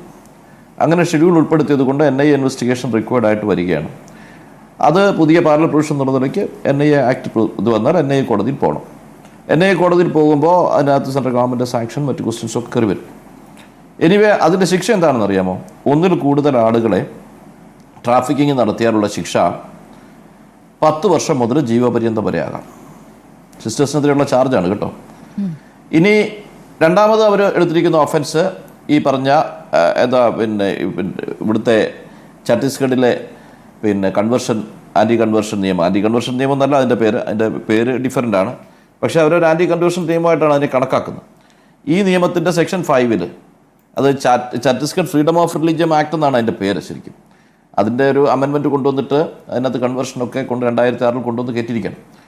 അത് ആ പ്രൊവിഷനും കൂടെ ഇവർക്കെതിരെ ആഡ് ചെയ്തിരിക്കുക. ഇത് രണ്ടിനൊരു കുഴപ്പമുണ്ട്. ഈ 2 വിഷയത്തിൽ ഇപ്പോൾ ഹ്യൂമൻ ട്രാഫിക്കിങ്ങിൻ്റെ ഇഷ്യൂ ഇപ്പോൾ NIAയുടെ പർവ്യൂവിൽ കൊണ്ടുവന്നപ്പോൾ ഹ്യൂമൻ ട്രാഫിക്കിങ്ങിനെ സംബന്ധിച്ച് ഛത്തീസ്ഗഡ് ഹൈക്കോടതിയുടെ ഡിവിഷൻ ബെഞ്ച്, ചീഫ് ജസ്റ്റിസ് ഉൾപ്പെടുന്ന ഡിവിഷൻ ബെഞ്ച് ഈ കഴിഞ്ഞ ജൂൺ 16 ഒരു ജഡ്ജ്മെൻറ്റ് പറഞ്ഞു, തെളിവുകളില്ലാതെ, അത് ആ ജഡ്ജ്മെൻറ്റ് വളരെ സ്പെസിഫിക് ആണ്, തെളിവുകളില്ലാതെ ഒരു കാരണവശാലും ഒരാൾക്കെതിരെയും പ്രോസിക്യൂഷൻ. അതിൻ്റെ ഹെഡ് നോട്ട് ഇങ്ങനെയാണ്: mere suspicion is not enough to prosecute the accused for offence punishable for human trafficking in the absence of cogent evidence in relation to exploitation. ആ എക്സ്പ്ലോയിറ്റേഷൻ്റെ കോജന്റ് എവിഡൻസ് ഇല്ലാതെ ഒരു കാരണവശാലും പ്രോസിക്യൂഷൻ നടത്താൻ പാടില്ല എന്ന് 1 മാസം മുമ്പ് ഛത്തീസ്ഗഡ് ഹൈക്കോടതിയിലെ ചീഫ് ജസ്റ്റിസിൻ്റെയും കൂടെ ഒരു ഡിവിഷൻ ബെഞ്ചിൻ്റെ ഉത്തരവ് വന്നിരിക്കുകയാണ്. 16/6/2025 ജഡ്ജ്മെൻറ്റാണ്. ഇനി നിങ്ങൾ 143 വകുപ്പ് നോക്കിയേ. 143 എന്ന് പറയുന്ന BNS-ന്റെ വകുപ്പ് Hoover for the purpose of exploitation recruits transports ആണ്. പർപ്പസ് ഓഫ് എക്സ്പ്ലോയിറ്റേഷൻ പ്രൂവ് ചെയ്യാൻ കോജന്റ് എവിഡൻസ് ഉണ്ടോ എന്ന ക്വസ്റ്റ്യനാണ്. നമ്മളിപ്പോൾ ഇതിൻ്റെ ലീഗൽ ആസ്പെക്റ്റാണ് ഞാൻ പറയുന്നത്. ആ സിസ്റ്റർമാർ ഇതുമായി യാതൊരു ബന്ധവുമില്ല. അവരിവരെ ആദ്യമായി കാണുന്നത് ആ റെയിൽവേ സ്റ്റേഷനിൽ വെച്ചിട്ടാണ്. അതിൽ നമുക്ക് അവിടുത്തെ പ്രാദേശിക മാധ്യമങ്ങൾക്ക് പെൺകുട്ടികൾ നൽകിയ പ്രതികരണം നമ്മുടെ മുന്നിലെ തെളിവായിട്ടുണ്ട്. ഞങ്ങളെ ആരും നിർബന്ധിച്ചിട്ടില്ല, ഞങ്ങൾ സ്വയമേ പോവുകയാണ്. അവർ നേരത്തെ തന്നെ 5 വർഷമായി CSI വിശ്വാസികളാണ്, CSI ക്രിസ്ത്യൻസ് ആണ്. അപ്പോൾ ഈ മതപരിവർത്തനത്തിന്റെ വിഷയം അവിടെ വരുന്നില്ല. ഈ കാര്യങ്ങളൊക്കെ അവർ പറയുന്നുണ്ട്. അതുകൂടാതെ ഈ പറയുന്ന സമ്മതപത്രം ആവശ്യമില്ലാത്തതാണെങ്കിൽ കൂടി ഒരു സമ്മതപത്രവും അവിടെ രേഖയായി കിടക്കുന്നുണ്ട്. അപ്പോൾ കുടുംബം അറിയാതെ പെൺകുട്ടികളെ തട്ടിക്കൊണ്ടുപോയി എന്ന രൂപത്തിൽ എങ്ങനെയാണ് ഈ കേസ് തെളിയിക്കപ്പെടുക? ഒരിക്കൽ തെളിയിക്കപ്പെടാനേ കഴിയില്ല എന്നത് കൊണ്ട് തന്നെ ഈ ഡിവിഷൻ ബെഞ്ചിന് 1 മാസം മുമ്പ് ഛത്തീസ്ഗഡ് ഹൈക്കോടതി പറഞ്ഞ കാര്യം പോലും അതിൻ്റെ മേൽ അപ്പീലിരിക്കുന്ന ബജ്രംഗ് ദൾ ആണെങ്കിൽ നമ്മുടെ നാട് എങ്ങോട്ടായി പോകുന്നേ? ബജ്രംഗ് ദളിനെ ഞാൻ പറയുന്ന മറ്റൊരു വിഷയം, ബജ്രംഗ് ദളിൻ്റെ ഒരു സ്ത്രീ അവിടെ അവർ വലിയ ബഹളമൊക്കെ ഉണ്ടാക്കുന്നുണ്ട്. വളരെ നമുക്ക് ഹോണ്ടിങ് ആയ ചില ഇൻസിഡൻസ് ആണ് നടക്കുന്നത്. നമ്മൾ ഈ രാജ്യത്ത് ജീവിക്കുമ്പോൾ കണ്ടിട്ട് ജ്യോതി ശർമ്മ ഇവർ വേണേൽ നാളെ MP ആകും. മനുപ്രസാദിന്റെ പാർട്ടി അവരെ പിടിച്ച് MP ആക്കും. ജ്യോതി ശർമ്മ നാളെ വേണമെങ്കിൽ പാർലമെന്റിൽ മത്സരിപ്പിച്ച് ജയിപ്പിച്ചേക്കും. അവരാണ് കന്യാസ്ത്രീകളെ കയ്യേറ്റം ചെയ്യാൻ ശ്രമിച്ചത്, റെയിൽവേ സ്റ്റേഷനിൽ കയ്യേറ്റം ചെയ്തത്. അതെ, ഇനി അവരങ്ങനെ വന്ന് പറഞ്ഞു, കയ്യേറ്റം ചെയ്തു, ബൈബിൾ എടുത്ത് പുറത്തെറിഞ്ഞു, അവർ ചെയ്യാവുന്ന എല്ലാ അക്രമവും ചെയ്തതിന് ശേഷം അവർ പിന്നെ പ്രസംഗിക്കുകയാണ് അവർ ബൈബിൾ കൊണ്ട് നടന്നിരുന്നു. അതുപോലെ തന്നെ മറ്റൊന്ന് പറഞ്ഞിരിക്കുകയാണ്, അവരുടെ ഡയറിയിൽ പുരോഹിതന്മാരുടെ ഫോൺ നമ്പർ ഉണ്ടായിരുന്നു. ഈ നാട്ടിൽ ബൈബിൾ കൊണ്ട് നടന്നുകൂടെ? ഈ നാട്ടിൽ ഖുർആൻ കൊണ്ട് നടന്നുകൂടെ? ഗീത കൊണ്ട് നടന്നുകൂടെ? ഇത് നടന്നാൽ ഇതോടെ തെറ്റാ? ഇത് ബാൻ ചെയ്തിരിക്കുക ഈ നാട്ടിൽ. ഇവരെന്തായി പറയുന്നത്? എന്നിട്ട് ഇവരിത് പറയുന്നത് കേട്ടിട്ട് മറ്റ് പല കേസിലും പ്രതിയാണ് അവരെന്നാണ് കേൾക്കുന്നത്. അവർ പറയുന്നത് കേട്ടിട്ട് പോലീസ് ക്രൈം 143 ജീവപര്യന്തം ശിക്ഷിക്കാവുന്ന ഒഫൻസ് ഇട്ടിട്ട് ചാർജ് കൊടുക്കുകയാണ്. ആ ചാർജ് കൊടുത്തിട്ട് ഇവരവിടെ കാണിച്ച അക്രമങ്ങളിലെ ഇവരവിടെ വെച്ച് കാണിച്ച അക്രമങ്ങൾക്ക് അപ്പോൾ തന്നെ അവർക്കെതിരെ ക്രൈം എടുക്കണം. ലൈവായിട്ട് ലോകം മുഴുവൻ കണ്ടതാ. അവരെ അറസ്റ്റ് ചെയ്ത് അകത്ത് കളയേണ്ട ആളുകളാ. ഇവരാരെയായി പേടിപ്പിക്കുന്നത്? അപ്പോൾ അവരെ അറസ്റ്റ് ചെയ്ത് അകത്ത് കളയേണ്ട കക്ഷികൾ പിറ്റേന്ന് രാവിലെ കോടതി വളപ്പിൽ വന്ന് മുദ്രാവാക്യം വിളിക്കുമ്പോൾ ധാർഷ്ട്യം കണ്ടോ? എന്ത് റൂൾ ഓഫ് ലോയാണ് നമ്മുടെ നാട്ടിലുള്ളത്? എന്നിട്ട് അത് ചെയ്യുന്നത് ബജരംഗ് ദളല്ല. അവരെ പിടിച്ച് അകത്തിടേണ്ടത് ആരാ? BJPയുടെ പോലീസാ. എന്നിട്ട് നിങ്ങളവിടെ പോയി ആരെങ്കിലും ഒരു പത്രസമ്മേളനം എടുത്ത് നടത്തുക, എന്നിട്ട് പ്രോപ്പറായിട്ട് അത് പിന്നെ ബെയിൽ ആപ്ലിക്കേഷൻ അങ്ങനെ കൊടുത്തില്ല, ഇതാണ് അതുകൊണ്ടാണ് സംഭവിച്ചതെന്നൊക്കെ മന്ത്രി ഇരുന്ന് പറയുക. ഇത് ആരെയും പറയുന്നത്? ഞങ്ങളൊക്കെ എല്ലാ ദിവസവും ബെയിൽ ആപ്ലിക്കേഷനൊക്കെ നടത്തിക്കൊണ്ടിരിക്കുന്ന ആളുകളാണ്. നിങ്ങൾ 143 ഇട്ടേച്ച് നിങ്ങൾ പിന്നെ NIAയുടെ ചാർജ് കൊടുത്തിട്ട് അവസാനം പറയാം അവർ ബെയിൽ. എന്നിട്ട് നിങ്ങൾ എന്ത് ചെയ്തു? ഇപ്പൊ നീ റീസെന്റ് ആയിട്ട് ഇപ്പോൾ സുപ്രീം കോടതി ജഡ്ജ്മെന്റ് ഉണ്ട്, Vihaan Kumar versus state of Haryana. അതിനകത്ത് സ്പെസിഫിക് ആണ്, അറസ്റ്റ് തെറ്റാണെങ്കിൽ 1 സെക്കൻഡ് പോലും വെച്ചോണ്ടിരിക്കാൻ പറ്റില്ല. അറസ്റ്റ് ശരിയാണെങ്കിൽ എന്ത് വേണം? Grounds of arrest.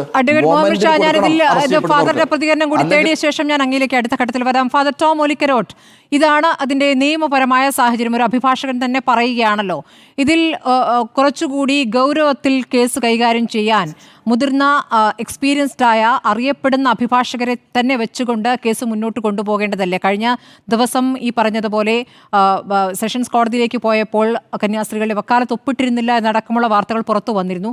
ഇന്നിപ്പോൾ അവിടുത്തെ ഒരു സാഹചര്യം വ്യത്യസ്തമാണ്. കാരണം ഈ ജാമ്യാപേക്ഷ തള്ളി എന്ന വാർത്ത വരുമ്പോൾ മാധ്യമങ്ങൾ അവിടെ മുഴുവൻ തിരയുന്നുണ്ട്, അഭിഭാഷകരെ കാണാൻ പറ്റുന്നില്ല. കാരണം അവിടെ ആകെ നിറഞ്ഞിരിക്കുകയാണ് ബജ്രംഗ് ദൾ പ്രവർത്തകരാൽ. അങ്ങനെ ഒരു ഭീഷണിയുടെ സാഹചര്യം അവിടെ നിലനിൽക്കുന്നുണ്ട്. എങ്ങനെയാണ് ഇനി ഈ കേസുമായി മുന്നോട്ട് പോകാൻ സഭ ഉദ്ദേശിക്കുന്നത്? തീർച്ചയായിട്ടും ഈ 2 സിസ്റ്റേഴ്സ് സഭയുടെ മക്കളാണ്. സീറോ മലബാർ സഭയുടെ മേജർ ആർച്ച് ബിഷപ്പ് പറഞ്ഞു കഴിഞ്ഞു, അവസാനം വരെ അവരുടെ കൂടെ നീതി ലഭിക്കുന്നവരെ സഭയുണ്ടാവും. ഈ കേസ് ഇപ്പോൾ അവർക്ക് വേണ്ടി നടത്തിക്കൊണ്ടുവരുന്നത് റായ്പൂർ ആർച്ച് ഡയോസിസിൻ്റെ ലീഗൽ സെല്ലാണ്. അതുപോലെ തന്നെ ഇന്ത്യയിലെ മെത്രാൻ സമിതി CBCIയുടെ പിന്തുണയും സഹകരണവും ഈ ഒരു കേസിൽ അവർക്കുണ്ട്. നീതി ലഭിക്കുന്നതുവരെ സഭ ഇവർക്ക് വേണ്ടി ഇവരുടെ ഒപ്പം കൂടെ ഉണ്ടാവും. ഒരു കാര്യം കൂടെ പറഞ്ഞ് അവസാനിപ്പിക്കുകയാണ്. നമ്മുടെ നാട്ടിലെ ഭരണ സംവിധാനങ്ങളെ വർഗീയമായ താല്പര്യമുള്ള ശക്തികൾ കീഴടക്കിയതിൻ്റെ ഒന്നാമത്തെ ഉദാഹരണമാണ് നമ്മളിപ്പോൾ കണ്ടുകൊണ്ടിരിക്കുന്നത്. ഭരണകൂടങ്ങളുടെ മേൽ വർഗീയ ശക്തികൾ, കത്തോലിക്ക സഭ ഉറപ്പിച്ചു പറയുകയാണ്, വർഗീയത അത് ന്യൂനപക്ഷത്തിൻ്റെയോ ഭൂരിപക്ഷത്തിൻ്റെയോ ആവട്ടെ, അതിനെതിരെ നമ്മൾ ഒരുമിച്ച് നിൽക്കേണ്ടതുണ്ട്. രാഷ്ട്രീയ ലക്ഷ്യങ്ങൾക്ക് വേണ്ടി ഇത്തരം ഗൂഢശക്തികളെയും തീവ്ര ശക്തികളെയും എടുത്ത് ഒക്കത്ത് ചില രാഷ്ട്രീയ പാർട്ടികൾ അധികാരത്തിന് വേണ്ടി വെച്ചതിൻ്റെ പരിണിതഫലം നമ്മളിന്ന് അനുഭവിക്കുകയാണ്. 1968 മധ്യപ്രദേശിലെ മതപരിവർത്തന നിരോധന നിയമം നടപ്പിലാക്കിയ കോൺഗ്രസ് ഗവൺമെൻറ് അവരുടെ മൃദുഹിന്ദുത്വ സമീപനത്തിൻ്റെ ഭാഗമായിട്ടാണെങ്കിൽ ഇന്ന് തടവിൽ കിടക്കുന്ന 2 സിസ്റ്റേഴ്സ് അനുഭവിക്കുന്ന യാതനയുടെ തുടക്കം അവിടെ നിന്നാണ്. അപ്പോൾ അത് ഒരു രാഷ്ട്രീയ പ്രസ്ഥാനങ്ങളും മറന്നു പോകാൻ പാടില്ല. തീവ്രവർഗീയ ശക്തികൾക്ക്, അത് ന്യൂനപക്ഷത്തിൻ്റെതോ ഭൂരിപക്ഷത്തിൻ്റെ ആവട്ടെ, കുടപിടിച്ചു കൊടുക്കുന്നവർ നിരപരാധികളെ ക്രൂശിക്കാനും അവരെ കൽത്തുറുങ്കിലടയ്ക്കാനുമുള്ള പരിതോവസ്ഥ ഒരുക്കി കൊടുക്കുന്നവരാണ് എന്ന് മാത്രം സൂചിപ്പിച്ചുകൊണ്ട് രാഷ്ട്രീയ പ്രസ്ഥാനങ്ങൾ ഈ വൈകിയ വേളയെങ്കിലെങ്കിലും അവരുടെ ഉത്തരവാദിത്വം തിരിച്ചറിയേണ്ട ഭരണഘടനയ്ക്ക് മീതെ ഒരു സംഘടനകളെയും വളരാൻ അനുവദിക്കരുതെന്ന് മാത്രം പറഞ്ഞുകൊണ്ട് ഞാൻ അവസാനിപ്പിക്കുകയാണ്. ഞാൻ എത്രയും മാത്രം പറഞ്ഞുകൊണ്ട് ഞാൻ അവസാനിപ്പിക്കുകയാണ്. എനിക്ക് മറ്റൊരു ചാനലിലേക്ക് കൂടി കടക്കേണ്ടതുണ്ട്. ഒരൊറ്റ ആൻസർ കൂടി. കന്യാസ്ത്രീകളെ മോചിപ്പിക്കുക, അതോടൊപ്പം അവിടെ അക്രമം നടത്തുന്നവരെ അറസ്റ്റ് ചെയ്യുക ചെയ്യുക എന്ന ആവശ്യം പാർലമെന്റിനകത്തും പുറത്തുമൊക്കെ ഉന്നയിക്കപ്പെടുകയാണ് ഫാദർ ടോമോലിക്കരോട്. നിങ്ങൾക്കൊപ്പം നിൽക്കുന്നവരെ വർഷങ്ങൾക്ക് മുൻപ് നടത്തിയ തീരുമാനം തെറ്റാണ്, ശരിയാണ്. വളരെ ഉത്തരവാദിത്തത്തോടുകൂടി ഈ വിഷയത്തിൽ വളരെ നല്ല കാര്യം. രാഷ്ട്രീയ പ്രസ്ഥാനങ്ങളെല്ലാം തീവ്രതയ്ക്ക് കുടപിടിക്കുന്ന സമീപനം ഒരിക്കലും നടത്താതെ ഉത്തരവാദിത്തോടുകൂടി പ്രവർത്തിക്കുമെന്നുള്ള പ്രത്യാശയാണ് ഇന്ത്യയിലെ ക്രൈസ്തവ ന്യൂനപക്ഷത്തിൻ്റെ നിലനിൽപ്പിനുള്ളത്. വളരെ നന്ദി ഈ ഒരു ചർച്ചയിൽ അവസരം നൽകിയതിന്. Thank you so much. ശരി, ഞാൻ ഫാദറിന് ഇറങ്ങാനുള്ളത് കൊണ്ടാണ് ഞാൻ BJP പ്രതിനിധിയിലേക്ക് പോവുകയാണ്.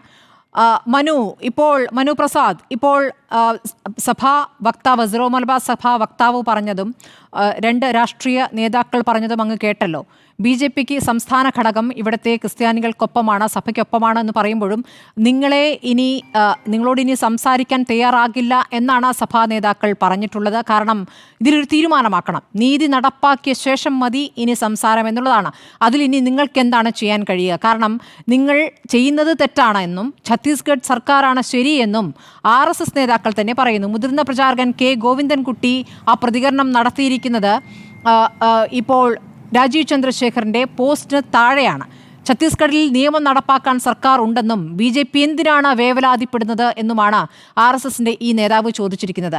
പിന്നീട് വിശ്വ ഹിന്ദു പരിഷത്തിന്റെ ഭാഗത്തുനിന്ന് വന്നിരിക്കുന്ന പ്രതികരണങ്ങളും അങ്ങ് കണ്ടല്ലോ. അപ്പോൾ എന്താണ് അതിനോടുള്ള പ്രതികരണം?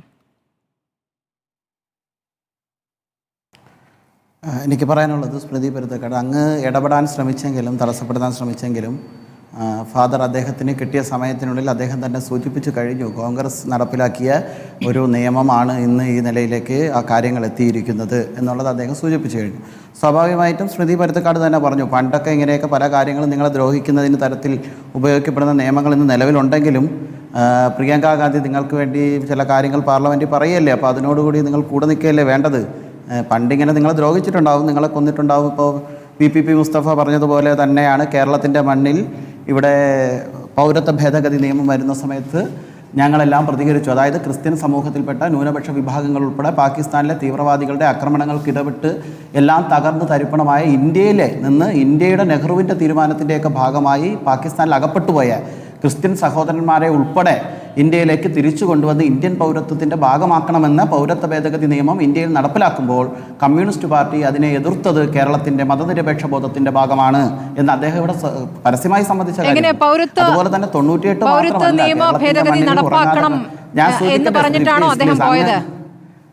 ഞാൻ കോൺഗ്രസിനെ പറഞ്ഞില്ലല്ലോ, അങ്ങ് ഇടപെടുന്നു. അല്ലല്ല ഫാദർ, അങ്ങനെയാണോ പറഞ്ഞിട്ട് പോയത്? ഞങ്ങളാരും കേട്ടില്ല. പറഞ്ഞ കാര്യത്തെയാണ് ഞങ്ങളാരും കേട്ടില്ല. അത് ഫാദർ പറഞ്ഞാൽ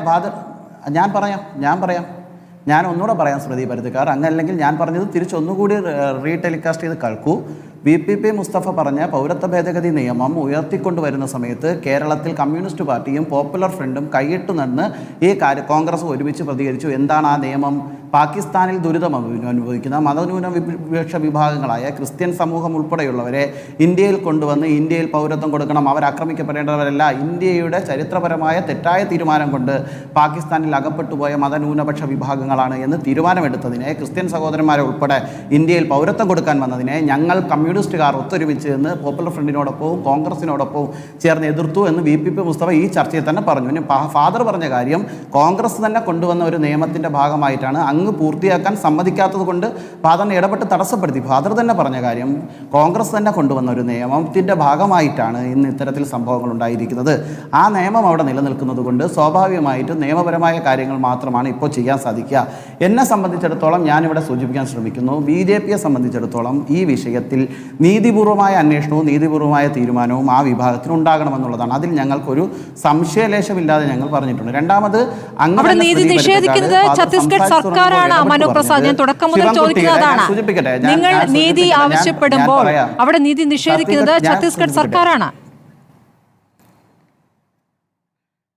ഞാൻ സ്മൃതി പരുത്തക്കാട് അങ്ങയോട് വിനയ പുരസ്കാരം ചോദിക്കുന്നത്, അങ്ങ് അക്ഷമരാവരെന്നുള്ള ഇതിൽ ചോദിക്കാം. ഞാൻ പറയുന്നത് അതുപോലെ തന്നെ ഫാദർ പറഞ്ഞു തുടങ്ങി, ശിവൻകുട്ടിയുടെ നേതൃത്വത്തിൽ ഇവിടുത്തെ ഫാദറിനെ ഉൾപ്പെടെയുള്ളവരെ അധിക്ഷേപിക്കുന്ന സമയത്ത് ഞങ്ങൾ ഇന്ന് ചായ കൊടുത്തിട്ടില്ലേ, അത് ചായ കൊടുത്തതൊക്കെ അവർക്കുള്ള പിന്തുണയാണ് എന്ന് നിങ്ങൾ വ്യാഖ്യാനിക്കുന്നത്. സ്മൃതി തടസ്സപ്പെടുത്താൻ ശ്രമിച്ചു. അതൊന്നും പറഞ്ഞിട്ട് ദയവ് ചെയ്ത് ഫാദർ ഞങ്ങൾ കൊണ്ടുവരുന്ന ഈ പ്രൊപ്പഗാൻഡയെ മാറ്റരുത് എന്ന് നിങ്ങൾ ഇടപെടാൻ ശ്രമിച്ചു ഈ ചർച്ചയിൽ തന്നെ. അതിന് ഞങ്ങൾക്ക് വിഷമമില്ല, നിങ്ങൾക്ക് സമൂഹത്തിനറിയാലോ. അപ്പോൾ ഫാദർ പറഞ്ഞ കാര്യം, വേറൊരു കാര്യം പറഞ്ഞു, മുസ്ലിം ലീഗിൻ്റെ പ്രതിനിധി പല പ്രസ്താവനകളും പറഞ്ഞ ആളെ ചിലപ്പോൾ MP ആക്കിയേക്കും നിങ്ങളെന്ന്. ഫാദറിനെ നികൃഷ്ടജീവി എന്ന് വിളിച്ച മുഖ്യമന്ത്രി ഈ നാട്ടിലുണ്ട് എന്ന് മറന്നു പോകരുത് മുസ്ലിം ലീഗിൻ്റെ ഇന്ത്യ സഖ്യത്തിൻ്റെ ഭാഗമായിട്ടുള്ള അങ്ങ്. ഇനി എൻ്റെ ഒരു സംശയം, ഛത്തീസ്ഗഡിലെ സർക്കാരിൻ്റെ തീരുമാനങ്ങളുണ്ടാവും. അവിടെ സ്വാഭാവികമായിട്ടും ആദ്യം എത്തിയത് BJPയുടെ പ്രതിനിധി അനൂപ് ആൻ്റണിയാണ്. അദ്ദേഹം അവിടെ പോയി ഈ കാര്യങ്ങൾ ഇടപെട്ടുകൊണ്ടേയിരിക്കുന്നു, വിട്ടിട്ട് വന്നിട്ടില്ല. പക്ഷേ എൻ്റെ ചോദ്യം, കോൺഗ്രസിൻ്റെ പ്രതിപക്ഷ നേതൃത്വമുണ്ടല്ലോ, ഇന്ത്യ സഖ്യത്തിൻ്റെ കോൺഗ്രസും കമ്മ്യൂണിസ്റ്റ് പാർട്ടിയും മുസ്ലിം ലീഗും എല്ലാവരും ഉൾപ്പെടുന്ന ഒരു പ്രതിപക്ഷം ആ നാട്ടിലുണ്ട്. എന്താണ് ആ പ്രതിപക്ഷ നേതാവിൻ്റെ പരസ്യമായ പ്രതികരണവും അവിടെ എന്താണ് സമരവും മറ്റു കാര്യങ്ങളും നടത്താതിരിക്കുന്നത്? ആ പ്രദേശത്തിൻ്റെതായ സ്വഭാവമുണ്ടാവും. ആ നാട്ടിൽ ജനങ്ങളുണ്ട്, അവരുടെ വൈകാരികമായ പ്രശ്നങ്ങളാണ്. പക്ഷേ ഞങ്ങളെ സംബന്ധിച്ചിടത്തോളം കേരളത്തിലെ ജനങ്ങളുടെ, കേരളത്തിലെ സമൂഹത്തിലെ വിഷയങ്ങൾ അഡ്രസ്സ് ചെയ്യുക എന്നുള്ളതാണ്. അത് ഞങ്ങൾ ചെയ്യുന്നുണ്ട്. ഞങ്ങൾ ആൾക്കാർ ഫലപ്രദമായ അതിൽ ഇടപെടൽ നടത്തുന്നുണ്ട്. കേന്ദ്ര സർക്കാരിൻ്റെ ഭാഗത്തു നിന്നുള്ള കാര്യങ്ങൾക്കുള്ള പിന്തുണ അഭ്യർത്ഥിക്കുന്നുണ്ട്. ഒരു പ്രശ്നമുണ്ടാക്കുമ്പോൾ പരിഹരിക്കാൻ ശ്രമിക്കുക എന്നാണ് ഞങ്ങളുടെ ലക്ഷ്യം. ഇനി ഒരൊറ്റ കാര്യം കൂടി പറഞ്ഞ്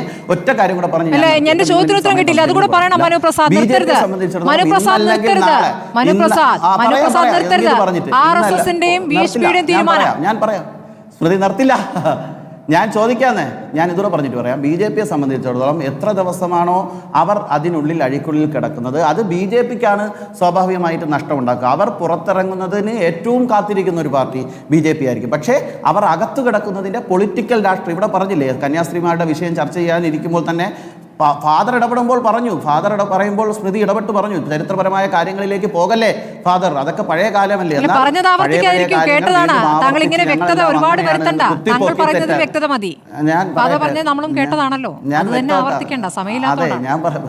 സ്മൃതിക്ക് അതെ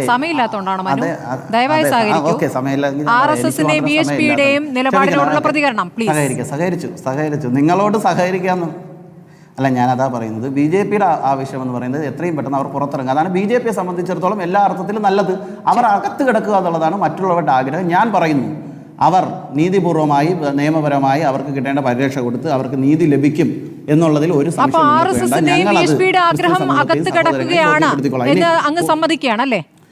RSSന്റെ ഒരു നിലപാടും RSSന്റെ ഒരു നിലപാട് ഞാൻ കണ്ടിട്ടില്ല. RSS എന്താണ് പറയാതെ എനിക്ക് പറയാൻ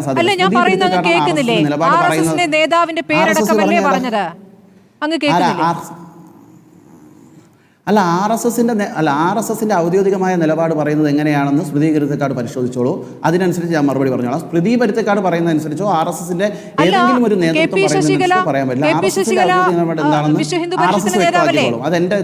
ശശികലയും RSS പ്രാന്ത് കാര്യ സദസ്യൻ K ഗോവിന്ദൻകുട്ടി, നിങ്ങൾ അദ്ദേഹത്തെ നിഷേധിക്കുകയാണോ?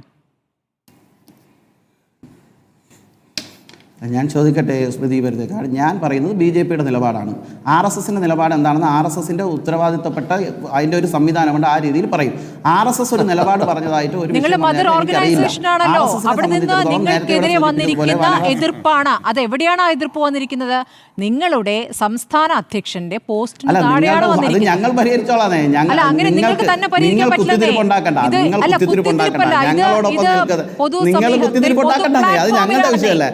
ഞങ്ങളോടൊപ്പം ചേർന്ന് നിൽക്കുന്ന സഹോദരങ്ങളെയെല്ലാം ഞങ്ങൾ ആശങ്കയുള്ളവരെയും ക്രിസ്ത്യൻ സഹോദരങ്ങളെയും ഇവിടുത്തെ വിഭാഗങ്ങളെയും ഒക്കെ ചേർത്ത് പിടിക്കുന്നതിൽ എന്തെങ്കിലുമൊക്കെ ആശങ്കയുള്ളവരെയൊക്കെ അത് ഞങ്ങളുടെ വിഷയം. നിങ്ങൾ ചേർത്ത് പിടിക്കണ്ട എന്ന് അതെ നിങ്ങൾ നീതി കഴിഞ്ഞിട്ട് മതി ചങ്ങാത്തം. ക്ലിമിസ് ബാവ അത് പറഞ്ഞിട്ട് വെക്കോളാന്ന്. അതെ, അത് പറഞ്ഞിട്ട് ഞങ്ങൾ വെക്കോളാം. ശരി. മുഹമ്മദ് ഷാ, ഇപ്പോൾ BJP പ്രതിനിധി പറഞ്ഞത് കേട്ടല്ലോ. ഇത് ഏത് തരത്തിലൊക്കെയാണ് പ്രതിപക്ഷം ഇവിടെ പ്രതിഷേധിച്ചിരുന്നത്, അതിനെതിരെ കൂടിയാണ് ഇപ്പോൾ കോൺഗ്രസിനെ പറയുമ്പോൾ കോൺഗ്രസ് പ്രതിനിധി ഇവിടെ ഇല്ല. നിങ്ങൾക്ക് അങ്ങേക്ക് അതുകൂടി ചേർത്ത് പറയാം. കോൺഗ്രസ് ആണ് ഇവിടെ മതപരിവർത്തന നിരോധന നിയമം ആദ്യം കൊണ്ടുവന്നത് എന്നുകൂടി പറഞ്ഞിട്ടാണ് ഫാദർ പോയത്. ഞാനതിന് മറുപടി പറയുകയാണ്. ഈ ഒരു ആറ്റിറ്റ്യൂഡ് ഉണ്ടല്ലോ, ഇന്ത്യൻ നാഷണൽ കോൺഗ്രസിനെയും ഈ സംഘ് പരിവാറിനെയും സമീകരിച്ചുകൊണ്ട് ഞങ്ങൾ എല്ലാവരോടും തുല്യതയോടെ പോകുന്നു എന്ന് പറയുന്നതിന് മുമ്പായിട്ട് ഈ RSSന്റെ വെബ്സൈറ്റ് ഉണ്ട്. ആ വെബ്സൈറ്റ് ഓപ്പൺ ചെയ്തിട്ട് അവരുടെ വിഷൻ ഉണ്ട്, ആ വിഷൻ ഒന്ന് വായിച്ചു നോക്കണം. അത് ഇനിയെങ്കിലും അത് ചിന്തിക്കുന്നില്ലെങ്കിൽ, ഇപ്പോൾ മനു പറയുമ്പോൾ RSS വേറെ ഞങ്ങൾ വേറെ എന്ന് പറയുമ്പോൾ സംഘ് പരിവാർ ഓർഗനൈസേഷൻ 74 എണ്ണമുണ്ട്, 12 കാറ്റഗറിയിലാണ്. അതിലിപ്പം നിലവിലുള്ള ഒറ്റ പൊളിറ്റിക്കൽ പാർട്ടിയേ ഉള്ളൂ, അത് ഭാരതീയ ജനതാ പാർട്ടിയാണ്. അതിനുശേഷം അവരുടെ ഓർഗനൈസേഷൻസിലെ റിലീജിയസ് ഓർഗനൈസേഷൻസിലെ ഒന്നാമത്തെ ഓർഗനൈസേഷൻ വശുദ്ധ പരിഷത്തും രണ്ടാമത്തെ ബജ്രംഗ് ദളുമാണ്. അത് കഴിഞ്ഞാൽ ഹിന്ദു ജാഗരൺ വേദിക. ഇതിനൊക്കെ ഓരോ പർപ്പസ് ഉണ്ട്. അവരെ സംബന്ധിച്ച് അവരുടെ ഇൻറ്റൻഷനാണ് അവർ നടപ്പാക്കുന്നത്. ഈ ബജ്രംഗ് ദളിനെയും RSS ഡിസോൺ ചെയ്യുന്നില്ല. ബജ്രംഗ് ദൾ നടത്തുന്ന പ്രവർത്തനങ്ങൾ RSSന്റെ വിഷൻ നടപ്പാക്കുന്നതിന് വേണ്ടി നടത്തുന്ന ശ്രമങ്ങളാണ്. അതുപോലെ തന്നെ ഹിന്ദു ജാഗരൺ വേദികയാണ് ഇപ്പോൾ മംഗലാപുരത്ത് ക്രിസ്ത്യൻ പള്ളികളൊക്കെ ഇരിക്കുന്ന സ്ഥലങ്ങൾ തിരിച്ചു പിടിക്കണമെന്ന് പറഞ്ഞ സമരങ്ങളും പ്രക്ഷോഭങ്ങളും ഒക്കെ നടത്തി, ചർച്ച് ആക്ട് റദ്ദ് ചെയ്യണമെന്ന് പറഞ്ഞ് പ്രക്ഷോഭങ്ങളൊക്കെ നടത്തിയത് പറഞ്ഞിരിക്കുന്നത് ഹിന്ദു ജാഗരൺ വേദികയാണ്. അപ്പോൾ ഇങ്ങനെയുള്ള സംഘടനകൾക്കെല്ലാം കൂടി അവർക്കൊരു മിഷനുണ്ട്. അവരുടെ മിഷൻ ഇംപ്ലിമെൻ്റ് ചെയ്യുന്നതിൻ്റെ ഭാഗമായി അവർ നടത്തുന്ന പ്രവർത്തനമാണ്. ഇപ്പോൾ ഇന്ത്യയിലെ ഒരുപാട് സ്റ്റേറ്റുകൾ അവർ ഭരിച്ചുകൊണ്ടേയിരിക്കുന്നു, രാജ്യം ഭരിച്ചുകൊണ്ടേയിരിക്കുന്നു. ഈ സമയത്ത് ഉണ്ടാകുന്ന ഈ പ്രശ്നങ്ങളുടെ വ്യാപ്തി മനസ്സിലാക്കാൻ മതേതര സമൂഹത്തിന് കഴിയുന്നില്ലെങ്കിൽ മുസ്ലിം, ഹിന്ദു, ക്രിസ്ത്യൻ എന്നൊക്കെ മാറ്റി നിർത്തണം. ഇതൊക്കെ ഒരു വളരെ വലിയൊരു മിനിസ്കൂൾ മൈനോറിറ്റി ആയിട്ടുള്ള ആളുകളാണ് ഇത്തരം ചിന്തകൾ മനസ്സിൽ വെച്ചുകൊണ്ട് നടക്കുന്നത്. അവരുടെ ഒരു കൂട്ടായ്മയാണ് സംഘ് പരിവാർ എന്ന് പറയുന്നത്. ആ കൂട്ടായ്മയുടെ പിന്തുണയോടുകൂടിയാണ് രാജ്യം ഭരിക്കുന്ന ഒരു പൊളിറ്റിക്കൽ പാർട്ടി. അവരുടെ ഐഡിയോളജി തന്നെ എക്സ്ക്ലൂസിവിറ്റിയാണ്. ഇത് മനസ്സിലാക്കാൻ സഭയുൾപ്പെടെ എല്ലാവർക്കും കഴിയണം. ഇനിയിപ്പോൾ ഇത് എല്ലാവരും എല്ലാ കാലം ഒന്ന് പറഞ്ഞു നടത്താൻ പറ്റുന്ന സാഹചര്യമാണോ രാജ്യത്തുള്ളത് നമുക്കറിയില്ല. ഒറ്റക്കെട്ടായിട്ട് നിന്നുകൊണ്ട് ഇവിടുത്തെ മതേതര വിശ്വാസികൾ ഒറ്റക്കെട്ടായിട്ട് നിന്നുകൊണ്ട് കോൺഗ്രസിനെ തകർത്തുകൊണ്ട്, അല്ലെ കോൺഗ്രസിനെ കുറ്റം പറഞ്ഞുകൊണ്ട്, മതേതര ശക്തികളെ കുറ്റം പറഞ്ഞുകൊണ്ട് ഇവരുമായി സമീകരിച്ചാണ് സംസാരിക്കുന്നതെങ്കിൽ ഒന്നുകൂടി ഞാൻ പറഞ്ഞു തീർത്തോളൂ. എനിക്ക് ആകപ്പാടെ കുറച്ച് സമയം കിട്ടിയിട്ടുള്ളൂ. ഞാൻ ഇവരെ എതിർത്തത് ആദ്യമായി 1925 മുതൽ എതിർത്തുകൊണ്ടിരുന്നത് മഹാത്മജിയാണ്. ഇന്ത്യൻ നാഷണൽ കോൺഗ്രസിന്റെ ഭാഗമായി നെഹ്റുവാണ്, സർദാർ പട്ടേലാണ്. അവരെതിർത്തുകൊണ്ടിരുന്ന ഒരു ഐഡിയോളജി ഉണ്ട്. ആ ഐഡിയോളജിന്റെ 100ാം വർഷത്തിൽ നിന്നുകൊണ്ട് അവർ ചെയ്യുന്ന ഈ പ്രവൃത്തികളെ ഒറ്റക്കെട്ടായിട്ട് നേരിടണമെന്ന് അന്നും ഇന്നും ഞങ്ങൾ പറഞ്ഞുകൊണ്ടിരിക്കുകയാണ്. ഐഡിയോളജി മാറാതെ, അവരുടെ വിഷൻ മാറാതെ, അവരുടെ മിഷൻ മാറാതെ ഈ പറഞ്ഞ സംഘ് പരിവാർ സംഘടനകൾ പറയുന്ന പ്രവർത്തനങ്ങൾ നടത്താൻ പോകുന്നു എന്നതിനെ കുറിച്ചുള്ള ബോധ്യം നമുക്കുണ്ടാവണം ഓരോരുത്തർക്കും. അതിനു വേണ്ടിയിട്ടുള്ള പോരാട്ടങ്ങളാണ് നമ്മൾ അവരുമായി സമീകരിച്ച് വർത്താനം പറയുന്നത്. അപകടകരമാണ്. DPP മുസ്തഫ, മനുപ്രസാദ് പറഞ്ഞല്ലോ ഇവിടെ പൗരത്വ സമരങ്ങളൊക്കെയാണ് പ്രശ്നം. അപ്പോൾ ഏത് വിഷയത്തിലാണ് ക്രിസ്ത്യൻ വിഭാഗവുമായി ഇവർ ഐക്യപ്പെടാൻ ശ്രമിച്ചതെന്ന് നമ്മുടെ മുന്നിലുണ്ട്. മുസ്ലിം വിരോധത്തിലൂന്നിയിട്ടാണ്. അപ്പോൾ അതിൽ ഇനിയും അതിന്റെ സാധ്യതകൾ ആരായുകയാണ് ഇപ്പോൾ BJP പ്രതിനിധി. അതിന്റെ സാധ്യതകൾ അവിടെ കിടക്കുന്നെന്ന് പറയുകയാണ്.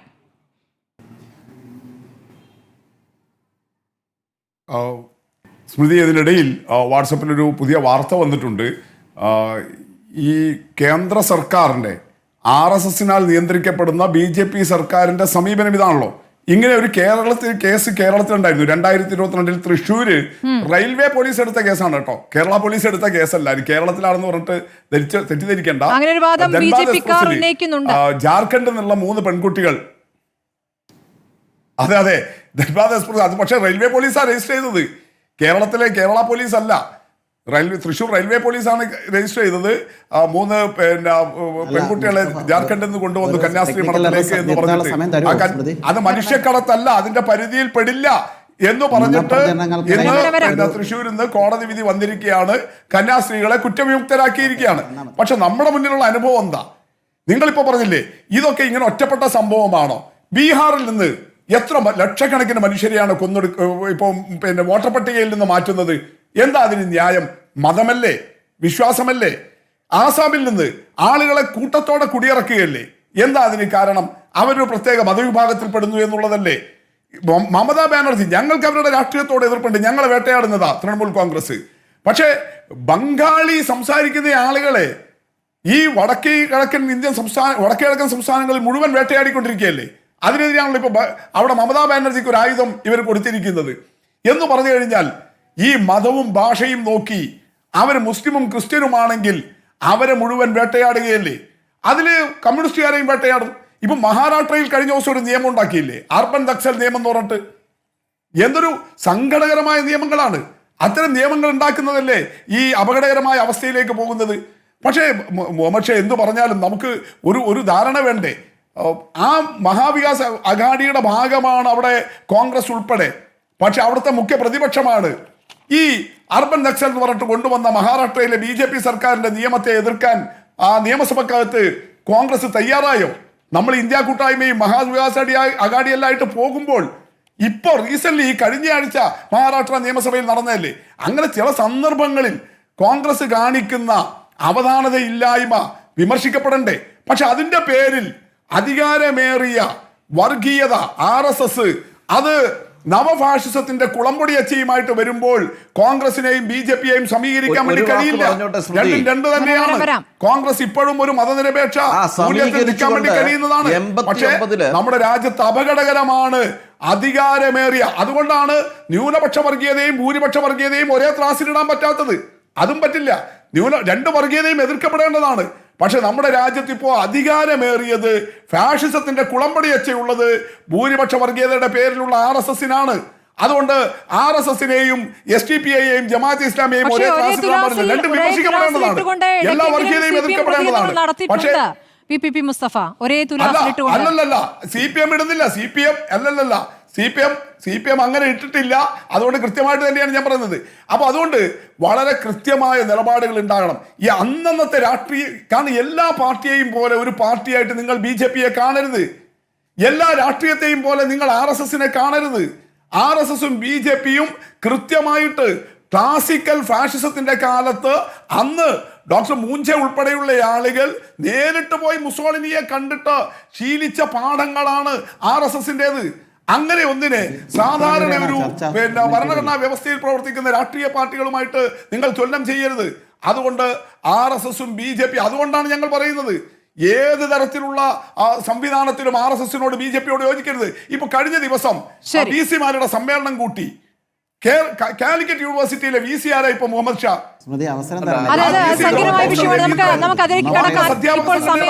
സമയത്തിന്റെ പരിമിതികളോടാണ് PPP മുസ്തഫ.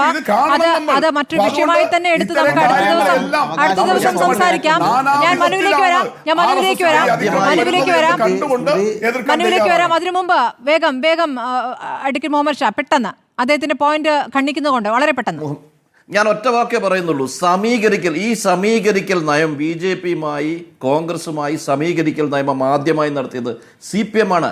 1989 ജ്യോതിബാസുവും ഹർകിഷൻ സിംഗ് LK അദ്വാനിയും വാജ്പേയിയും ഒന്നിച്ചിരുന്നുകൊണ്ടുള്ള അത്താഴ വിരുന്നുകളിൽ നിന്ന് തുടങ്ങിയതാണിത്. അവസാനമായി കന്യാസ്ത്രീകൾക്ക് വേണ്ടി നിങ്ങൾ എന്ത് ചെയ്യാൻ പോകുന്നു? മനുപ്രസാദ് കന്യാസ്ത്രീകൾക്ക് വേണ്ടി നിങ്ങൾ എന്ത് ചെയ്യാൻ പോകുന്നു? സമയമില്ലാത്തതുകൊണ്ടാണ്. ഞങ്ങൾക്കെതിരെ നടത്തിയ നുണപ്രചരണങ്ങൾ ഒരുപാടുണ്ട്. അതിൽ പലതും ഞങ്ങൾ മറുപടി. ഒറ്റ കാര്യം പറയാം. ഈ സെർച്ചേ തന്നെ ഫാക്ടർ ഏതോ വാട്സപ്പ് യൂണിവേഴ്സിറ്റിയിൽ നിന്ന് കിട്ടിയെന്ന് പറഞ്ഞിട്ട് പറഞ്ഞു തുടങ്ങിയതാണ്. ഒറ്റ കാര്യം പറയാം. കേരള റെയിൽവേ പോലീസ് എന്ന് പറയുന്നത് കേന്ദ്രത്തിൻ്റെ കീഴിലാണ് എന്നാണ് PPP മുസ്തഫ പറഞ്ഞത്. അത് തെറ്റായ തീരുമാനമാണ്. റെയിൽവേ പ്രൊട്ടക്ഷൻ ഫോഴ്സാണ് കേന്ദ്രത്തിന്റെ കീഴിലുള്ളത്. റെയിൽവേ പോലീസ് കേരള പോലീസിന്റെ കീഴിലുള്ളതാണ്.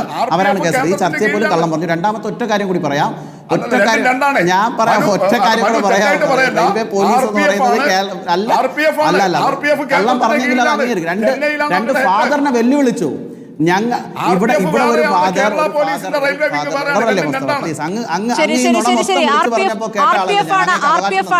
കോടതി അവസാനം എന്ത് പറഞ്ഞു എന്നുള്ളതാണ് നമ്മുടെ മുന്നിലുള്ളത്. മനുപ്രസാദ് ഹൈക്കോടതി എടുത്ത നിലപാടാണ് ഇതിൽ പ്രധാനം. ഈ നുണ മൊത്തം വിളിച്ചു പറഞ്ഞപ്പോൾ ഞാൻ കേട്ടതല്ലേ. ഞാൻ അദ്ദേഹത്തിന്റെ അവകാശത്തെ കണ്ണിച്ചില്ലല്ലോ നുണ പറയാനുള്ള. ഞാൻ പറയട്ടെ. രണ്ടാമത് ഒരു ഫാദർ ഇവിടെ ഒരു സത്യം പറഞ്ഞു. ഫാദർ സത്യം പറഞ്ഞു. ഉടനെ തന്നെ മുസ്തഫയും സ്മൃതിയും പറഞ്ഞത് ഫാദറിനെ ഇതിൽ വെച്ച് വെല്ലുവിളിച്ചു. നിങ്ങൾ ഇങ്ങനെ തോന്നിയവാസം പറയരുത്.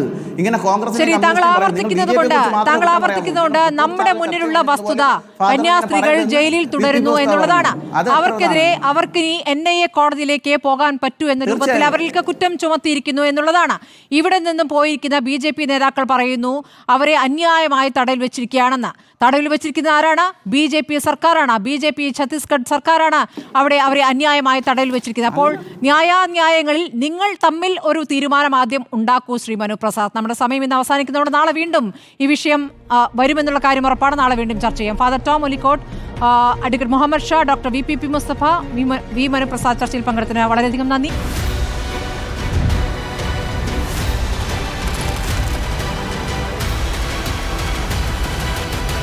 Debate with Smriti Paruthikad.